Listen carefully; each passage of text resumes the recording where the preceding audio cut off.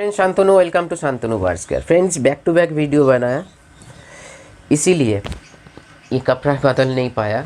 Information में ध्यान दीजिए, कपड़ों में क्या है। तो आज हम लोग डिस्कस करेंगे मेडिसिन के ऊपर, जो सही प्रॉपर डोज क्या होता है, या कौन से मेडिसिन कैसे किसके साथ देना चाहिए। मान लीजिए आपका क्या क्या सब कुछ के ऊपर हम छोटा एक कॉम्पैक्ट इन्फॉर्मेशन शेयर करेंगे। देखिए, दवा जो देना है ना, ये कोई मजाक नहीं है। एक मतलब सप्लीमेंट आप यूज़ कर रहे हो तो आपका डोजेज सही जानना चाहिए, और एक एजुकेशनल पार्ट है। इसको सीखने के लिए मैंने बहुत बार बोला, अभी बोल रही हूँ, 2-2.5 साल लग गया, अभी भी सीख रही हूँ जो कौन सा मेडिसिन कौन सा। ये होम्योपैथिक में अलग सा डोज होता है, एलोपैथिक में अलग सा डोज होता है। ये मतलब गलत मत कीजिए, जो यूट्यूब में बाकी जो कुछ फेक चीज़, फेक नहीं बोलूँगा, गलत इन्फो हो सकता है, उसको नॉलेज नहीं है। हम किसी को छोटा या खुद को बड़ा ऐसे नहीं करता, ये इतना क्षमता मेरे पास नहीं है। हर भगवान ने हर किसी को कुछ मतलब दिया है बुद्धि, तो उसी के हिसाब से सभी को रिस्पेक्ट करना चाहिए। हो सकता है वो लोग नहीं जानते हैं, या हो सकता है जैसे मैं इधर कोई डोजेज नहीं बताता हूँ, ऐसे भी हो सकता है।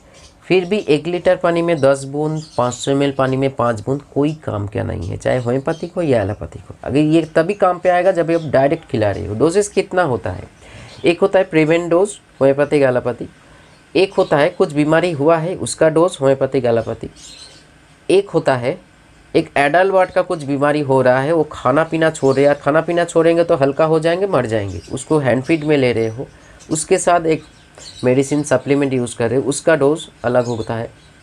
और सेल्फ फीडिंग मतलब सेल्फ फीडिंग नहीं, हैंड फीडिंग आप करवा रहे हो छोटे बार्ड्स को, उसका एक डोज होता है।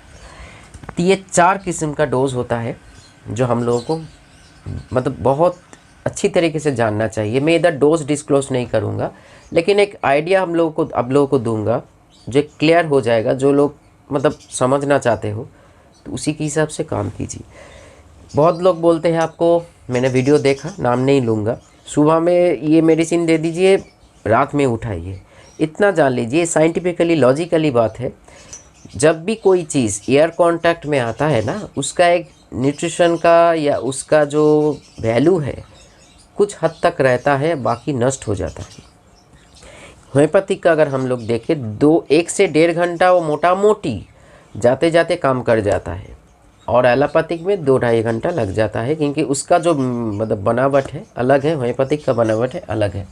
लेकिन अगर आप फीडर में यूज़ कर रहे हो तो आप थोड़ा सा लॉन्ग टाइम रख सकते हो। लेकिन इतना जान लीजिए, ये जो हम लोग फ्रीज में खाना रख के खाते हैं ना, कोई भी अच्छा न्यूट्रिशनिस्ट या कोई ऐसे जो बारे में जानते हैं उसको पूछ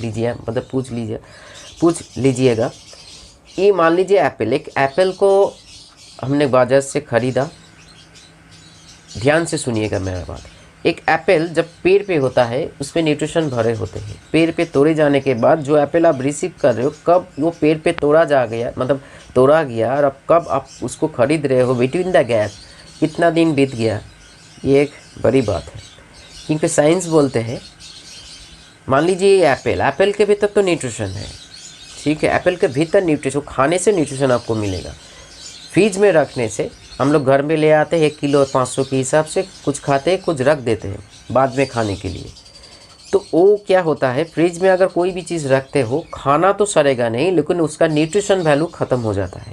हर किसी का एक एक्सपायरी होता है, जब तक वो खुद के मतलब रूट के साथ जुड़ा हुआ है। जैसे कोई फूल हो, जैसे कोई फल हो, सब्जी हो, जो पेड़ के साथ जुड़ा, उसके रूट के साथ जुड़ा हुआ है, माटी से जो उसका जो रूट्स है, वो जो मतलब न्यूट्रिशन को एब्जॉर्ब कर रहे हैं और अपने शरीर में स्पेट करवा रहे हैं, वो जब तक वहाँ पे है तब तक सेफ़ है और सिक्योर है और न्यूट्रिशन से भरे है। आप पेड़ से खरीद के डायरेक्ट खा जाओ तो अलग बात है, आपको पूरा न्यूट्रिशन मिलेगा। लेकिन ये जो हम लोग खाते हैं, इसमें 70% न्यूट्रिशन ख़त्म हो जाता है, 30% हमको मिलते हैं। फिर अगर उसको फ्रीज में रख के खाए तो उसका अलग बात है। सिर्फ आप फ्रूट्स खाते हो, उसका न्यूट्रिशन 1-2% मिलता है। कोई भी बड़े ये विषय में ऊपर जानकारी रखते हैं, मेरी बातों को उसको वेरीफाई करवा सकते हो। तो चलिए आगे बढ़ते। वैसे ही अगर कोई मेडिसिन दे रहे हो, मैं एक क्लिप दिखाना चाहता हूँ। अब लोग तो भर के पानी, क्योंकि एक बार्स हम लोग जैसे इसके ऊपर भी मैंने वीडियो बना के रखे, जो होम्योपैथिक एलोपैथिक अलग अलग वीडियो बना रखे, अब जाके एक बार देख सकते हो चैनल पे। ये दोनों कॉम्बाइन वीडियो बना रहे हैं और कुछ अलग बोल रहे हैं। ये नहीं है जो हम तो दूसरे डुप्लीकेट वीडियो बना रहे हैं, जैसे कमेंट्स आया था। ज़्यादातर मैं डुप्लीकेट बनाता हूँ। इधर वीडियो देख लीजिए और इस वीडियो देख लीजिए, इन्फॉर्मेशन अलग है। वो क्या है, प्रिवेंट का एक डोज होता है, लेकिन जब कुछ डिजीज़ हो जाता है तो आपको डोजेस बदलना चाहिए, ज़्यादा देना चाहिए, पानी कम हो जाएगा, डोजेस ज़्यादा होगा। क्योंकि बार्स हम लोग जैसे पानी को पूरा नहीं पीते हैं, उसको इंटैक्ट फ्रिंज एक जो पानी इंटैक्ट करता है, जावा वैसे नहीं करता है। जावा जो इंटैक्ट करता है वजीस नहीं करता है, वजीस जो इंटैक्ट करता है लव बर्ड्स नहीं करता है। वैसे वगैरह वगैरह जो बार्स है वो अपने के हिसाब से पानी को इंटैक्ट करता है सारा दिनों में। अगर उसमें कोई डिजीज़ है, चाहे वो सर्दी जुकाम पेट का बीमारी, तो उसको कितना पानी इंटैक्ट करना पड़ेगा तभी जाके। क्योंकि अगर वो मेडिसिन दिया हुआ है और जब मान लीजिए डिजीज़ इतना बड़ा है तो एक बार पानी पिया, अब जो ड्यूरेशन आप मेंटेन कर रहे हो, पानी गया, मेडिसिन कम गया। मेरा एक क्लिप देख लीजिए, आपको आइडिया लग जाएगा। मैं सिर्फ ये, इसमें कोई मिलावट नहीं, मेडिसिन नहीं है, पानी इतना देता हूँ 6 बार्स के लिए। आप सोच के हैरान हो जाएगा, आपको यही दिमाग में आएगा ये पागल हो चुका है।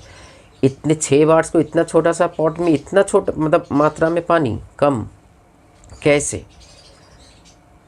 ये मेरा रिसर्च है।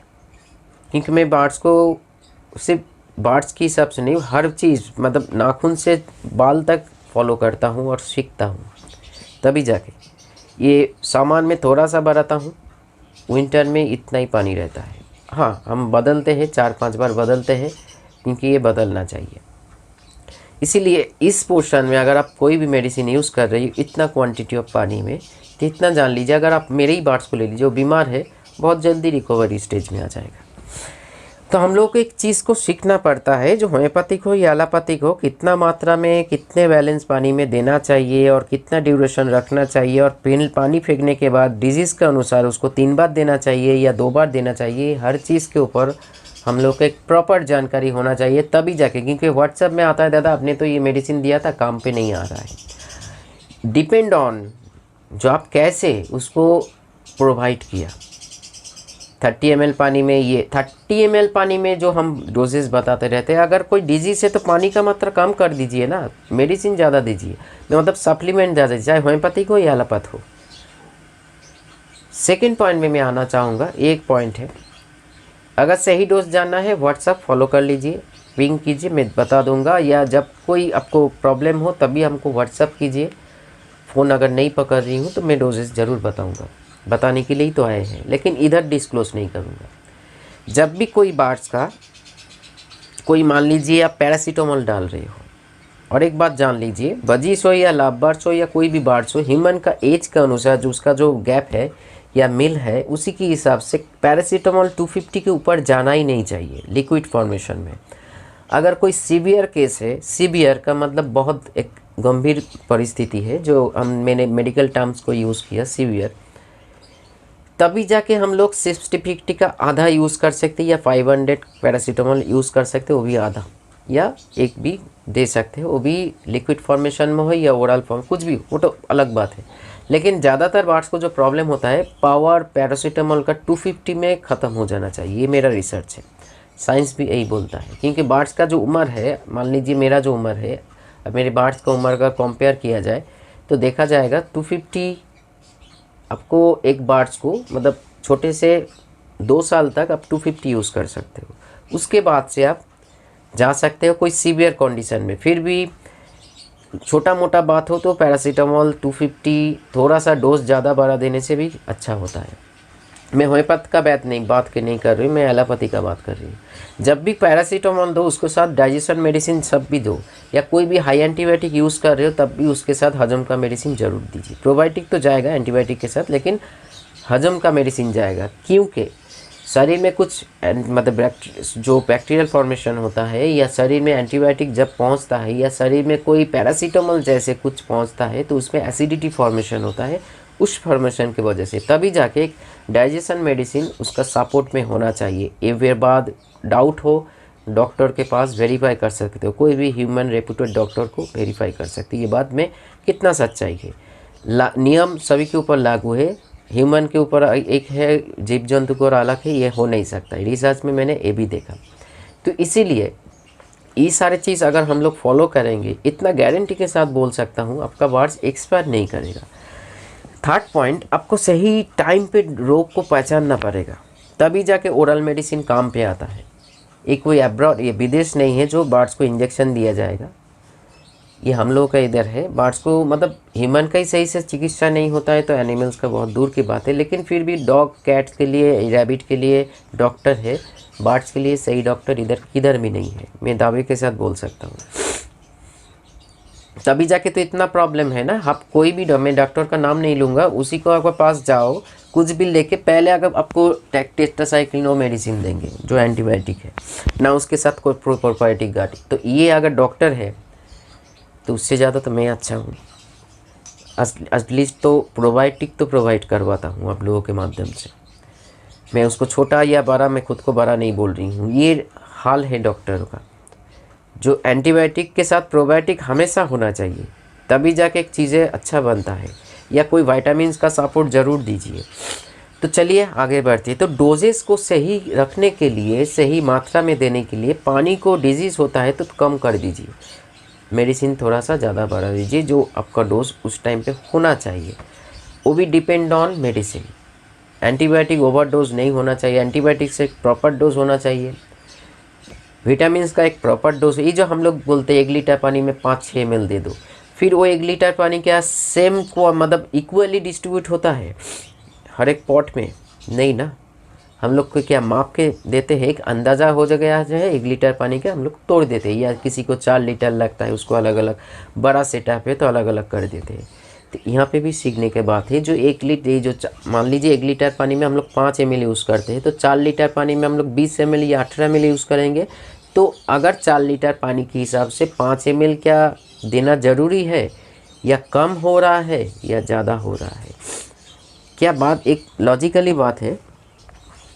हम लोग के इंडिया पे क्या होता है, कुछ बातों का या कुछ चीज़ों का जन्म होता है, इसको स्मार्टफोन का बात नहीं बोल रही हूँ, जो हर दिन अपग्रेड हो रहा है, उसी को हम लोग फॉलो करते हुए, ये देखिए आपको, आपका दिमाग में यही आया, मतलब आप कभी सोचे नहीं हो जो ये 5 लीटर ही, सॉरी 5 ml ही क्यों देना है, 6 भी हो सकता है, 10 भी हो सकता है, 5 ही क्यों देना है? किसी ने बोला था जो 1 लीटर पानी में 5 ml डालना चाहिए, तो वही चीज़ें घिसा पिटा चीज़ चलते हुए आ रहे ना, उसमें कोई मॉडिफिकेशन हुआ। तो इसीलिए डोजेस को प्रॉपर जानिए फ्रेंड्स। हम लोग इंसान हैं, हम लोग पी जाते हैं। ये आपके पास कैट है, रैबिट है या डॉग है, वो भी कुछ हद तक उसका एनाटॉमी बॉडी के हिसाब से पानी इंटैक्ट करता है, लेकिन बार्स जो है उसको हर टाइम पानी, अगर पानी बदल के देखो, पानी में नेचुरल पानी में, मतलब नेचुरल कोई पौधा का पानी नहीं है, हम बोल रहे क्लियर वाटर जो है वो भी बार्स अगर खाएगा तो डिटॉक्स होगा बॉडी। इसीलिए पानी को सही टाइम से बदलिए, चाहे कोई भी सीज़न हो, और सही डोज देना सीखिए। तो चलिए आज इतना ही, नमस्कार। कुछ भी सवाल है तो व्हाट्सएप में कर लेना, और फेसबुक को फॉलो कर लीजिए, वहाँ पे भी मैं हर रोज़ रील्स और वीडियो लेकर आ रही हूँ। नमस्कार।